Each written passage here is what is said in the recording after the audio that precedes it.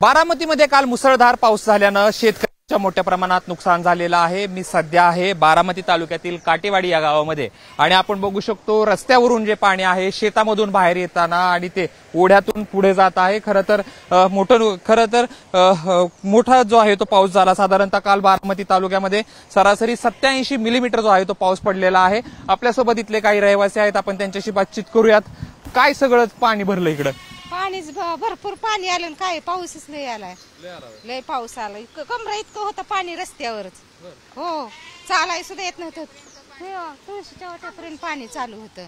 हो, खत पण बाहेर, पिशव्या बाहेर। हा, कोंबड खत आमचंच आहे। आम्ही पण वाहून गेलं, काय पिशव्या पडल्या इथंच। कमरा इतकं पाणी होतं ना, सगळे आम्ही आत नेली, घरात घातली। घरात हा पाणी वाहत होतं, घरात नेली म्हणा सगळी। हा, कोंबड्या ती सगळे नेले, तिकडं नेलं आतमध्ये। तिथवर पाणी आता पोहोचलं। तरी आपण बघू शकतो या ठिकाणी आहे तो उसामधून पाणी, जिथे शेजारी द्राक्षाची बाग आहे त्या द्राक्षामध्ये देखील मोठ्या प्रमाणात गेलेलं आहे। आणि या ठिकाणी आपण बघू शकतो शेतकऱ्यांचं बऱ्यापैकी नुकसान झालेलं आहे। घरामध्ये पाणी घुसलं, शेतीचं नुकसान झालं, खतं वाहून गेली।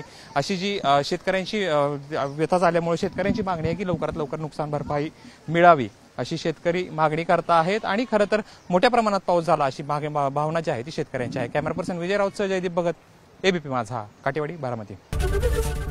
एबीपी माझा, उघडा डोळे बघा नीट।